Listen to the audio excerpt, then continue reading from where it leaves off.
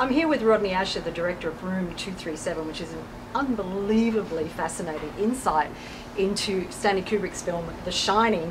And I'll introduce you to the producer in a second, but he's actually filming this interview for us. So, hey, Tim. So we love this documentary style, it's great, right?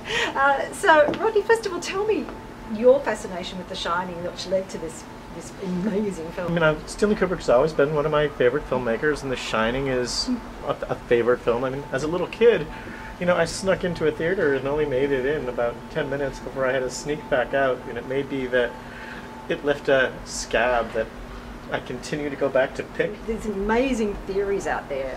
How did you whittle them down to get what you have in this film? We probably spent about 8 months to a year researching, you know, all the theories that we could find about, you know, what The Shining was really about, all of the hidden meanings, the signs and symbols. And then we would go kind of slow and interview like the two people who were, you know, sort of most opposite each other. You know, and we knew at the beginning that we didn't want to interview 100 people and let them each speak for a minute, but that we wanted to be able to dive deep down, you know, a smaller number of holes. You know, so, you know, we picked the people who, you know, were either the most discussed, had the ideas that were most different from one another, who brought different experiences to it, and we settled on these 5 who are all especially articulate and you know, have these really complicated relationships to the movie. Feeling that I felt eventually that there were places that I could plot out. I'm going to switch sides now and start filming both of you. Hey, Rock. That's some of my best work. Always been a huge Shining fan since I saw it when I was 15. And I found this incredible essay about it was a great theory about The Shining online, and I showed it to Rodney, and we both started talking about it, and we started talking about other theories we could find, and pretty soon it was just all we wanted to talk about, and it was clear that we were going to make a film about it. Room237 highlights some fascinating theories, including author Jay Weidner's assertion that Kubrick was really revealing his part in an Apollo 11 cover-up. Jay's was one of the first things that I found, and then Bill Blakemore, of course, who talks about the genocide of the Native Americans.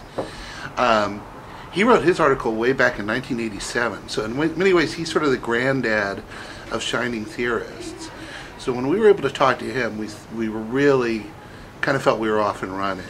You don't see any of these people on camera, and there's a lot of footage in this film, including just about every Kubrick film, I think, imaginable. Why did you decide to do it in that way?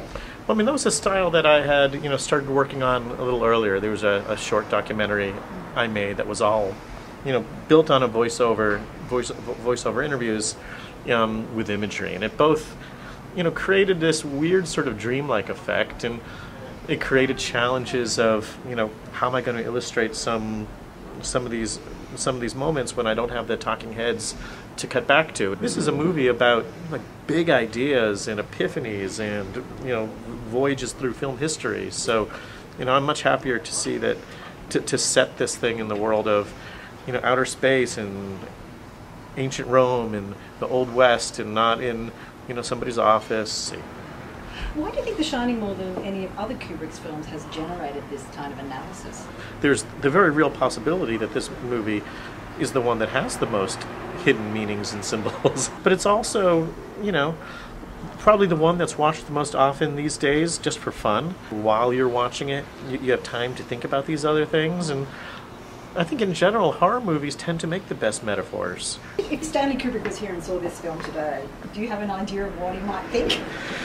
That I wouldn't want to venture. I would hope he would get a kick out of it. I mean, I've read that he enjoyed when people would tell him their theories about what the ending of the film 2001 meant. So I would hope that he would enjoy our film.